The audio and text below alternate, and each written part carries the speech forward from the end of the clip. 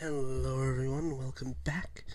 Today we'll be taking a look at the new Age of the Primes line with the first Voyager, that being Prima Prime. Prima Prime. I'm just going to call him Prima for the rest of this review because Prima Prime makes no sense to me, personally, because his first name's already Prima. It's already meant to be, like, a name based off of, Prime, which doesn't make any sense to me. But yeah. So, as we can see here, he is a Cybertronian vehicle of some sort. And, yeah, some sort of, like, moon cruiser thing. It's something funny to me that what is essentially the first of the Primes turns into not even a truck, some weird Cybertronian car thing, which is cool, honestly, but it is it's certainly a mode. And also, if you turn it over, hey, look, there's his head. This head has caused some, annoying complaints in the community, and I'll go over that when we get to robot mode. And also, the hilt of his sword just stores down here. Yeah, and also, as you can see back here, one side is fully tabbed in. Let me see if I can get the light in there. And the other side here is not fully tabbed in. That is one of the problems I've had with this figure, and that I don't know if anyone else has mentioned, that for some reason these back wheels don't tab in all that well, and they tend to pop out like that. Yeah, leaving the wheels constantly, like, outwards, even though they're supposed to be like this, which is kind of annoying, personally. But yeah, so, really not much to do in this vehicle mode, besides be in a vehicle mode and roll him around. Do some size comparisons. Here he is next to my previous review, that being the DEVASTATION Optimus Prime. Obviously has more in the back here, but considering this is a Voyager, this is the Deluxe, makes sense. Yeah, and here he is next to the only other Prime that we had before this, Vector Prime. So, and from what I understand, he's going to get a re-release in this line, so that'll be nice. And it's kind of nice having like a Prime to start the 13 already out before the line that's supposed to introduce all new toys for the 13 now exist. But yeah. So, let's get this guy transformed. Okay, to start off with, you want to remove the sword bit here, and it's just this part of the sword. And honestly, I thought that in like the promo pics, the entire sword would be stored back here, but this does make more sense. And also take the hilt part off here, and then we can set these off to the side. So, let's start off with, untab the wheels. You can put them in like this, because this is a mode that's in the instructions, where you fold the wheels down and fold these wheels out. It is a hover mode. Like, I am not kidding when I say this. This is a mode that's in the instructions after you transform it into vehicle mode. Cool, I guess, but, yeah, this is dumb.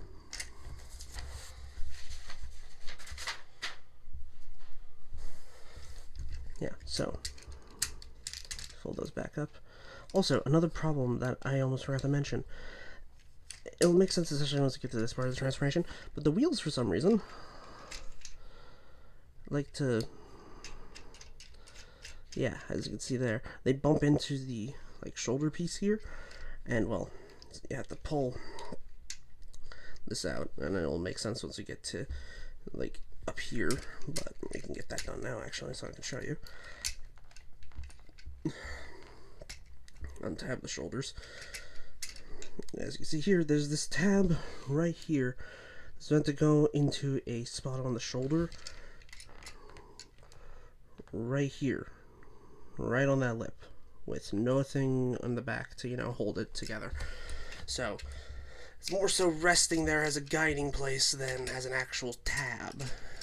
And honestly, I hope some upgrade kit fixes this, so that way it actually acts as a tab instead of as a resting spot for this. But yeah, so back to the transformation. We want to untab everything here, and then we can fold the legs back, and to finish them all up back here, fold the feet down, and then fold the wheels inward. Just like that. And then we have the entire lower half all done. Well, besides untabbing the legs. So, raising it upwards. So to start off with, you want to untab the arms from here. Do the same thing on the other side. They'll probably already untab themselves from the grill up here, and just flip that back. Straighten these out. Flip the arms forward, or hands forward on the ball joints, and then close up the tabs and rotate them around, and then boom, you have the forearms all done. Flip out the head and rotate this all around. Tab in the chest here, and then fold the wheels in. Then we can bring all of this down, make sure the arms are lined up so that these tabs right here can go into the slots here in the chest. And then, boom. There we go. And there we have Prima Prime in his robot mode. And it is taking inspiration from a few different sources of Prima. First with the head here being from his G1 incarnation, because I think something like some sort of comic book was confirmed that the design with this head was supposed to be Prima, or at least they retconned it into that. And the rest of the body here is more so inspired by his Covenant of Primus look, from what I understand, especially with the chest here. And honestly, I think it kind of works. It was kind of weird seeing this in all of its prototype colors and not seeing it as it is now. It does look better now than it did in those proto pics, because once the head got revealed, everyone was freaking out and wondering, why this head? This head does not look good. And honestly, I think after having this figure for a while, I think it looks fine. Could have been a bit better. Honestly, yeah. Maybe they should have gone with a more, again, Covenant of Primus design. But I feel like, considering from what we can tell of the other, primes, from what I can tell from both artwork and the physical toys that have been released so far, they're doing a mix of all of the incarnations to just sort of be the, like an amalgam, combination of all of this to make, the toys. And it does make me wonder, because, well, I think it's been confirmed that they are not planning on doing remolds and repaints of these guys. I don't know about repaints, but remolds, from what I understand, have been confirmed to not be happening. It does make me wonder, why introduce 13 new molds, well, 12, technically, and not repaint them? Because I can imagine them getting some characters out of these. Though, apparently a lot of people have been wanting it, A86 Megatron out of the Megatronus the Fallen, which they've confirmed is not happening. So, yeah. So, bring back his accessories here. So, to start off with, you just want to plug them in together. And then, boom, here you have the Star Saber with his insignia here on the hilt. It's honestly pretty cool that all the insignias from I'm trying to remember the third Combiner Wars or Prime Trilogy thing. Power of the Primes, all their symbols are getting adapted and continued on through these guys, because both this guy and Solus Prime and also Megatronus and Alchemist all have the symbols on their artifacts, which is honestly pretty cool. But as you can see, there's something missing here. So for his final accessory, open the chest, and then boom, the Matrix of Leadership, which can fit into his chest, but also be the hilt of the Star Saber. just like it was, I think, in the Covenant of Primus. So, and this is the same Matrix mold we've gotten for the past few years, pretty much. It's just now it's painted in the silver and molded in a nice, in this like same blue, I think, as the Star Saber like sword itself. I'm representing a younger Matrix that's not been, corroded by rust and turned into its classic, more goldeny color. So yeah. So, and also, the Matrix chamber here can fit other Matrixes of this design, so if you didn't want them to be hollow-chested, or if you had any extras, then boom, there you go. So yeah, and also it's nicely detailed, and doesn't really, like, the detail does kind of get lost in there if you're looking at it, like, not directly in the light, but it is pretty cool how much they, like, detailed it in. And same thing goes for the front of the chest.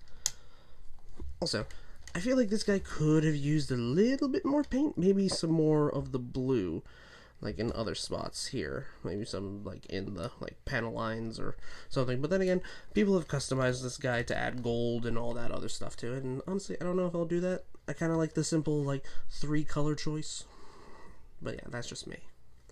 So let's get this out of his hand, and then we'll talk about his articulation. So for his head, he can look all the way up. Honestly, that is really surprising, especially for who's not a flying character. Head can do a full 360, tilt, and all that. Shoulders and the shoulder pads are on an interesting system of like 2 hinges here and the regular hinge, so you can readjust the shoulder pad to not be in the way of articulation. Bicep rotation, full rotation here at the shoulder. You just need to move the like shoulder pad out of the way to, well, not bump into it, which is really nice. So we'll have this movement instead of just having this be the shoulder. Gives it more of an armored look. Elbows are on a single joint, but can go past 90. Wrists are on a ball joint, so you can get some inwards out of it. And also, as you can see here, hands can open and close, so that way he can hold the Matrix.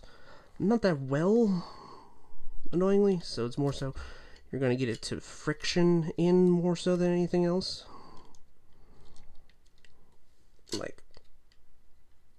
Like that.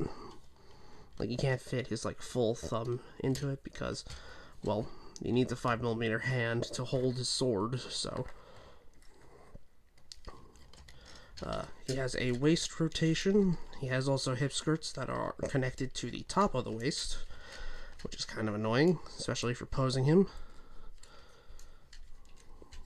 Legs can go forward that far, can go back that far, can go out that far, and also has a thigh rotation. Knees can go to 90, but if you move the wheels out of the way, you can get the full bend. And then ankles can move forward a little bit, can move back, have ankle pivots, and that's pretty much all the articulation that he has. Honestly, this is a really good mold, and I'm kind of happy to have it, especially as the first Prime to, well, ever exist.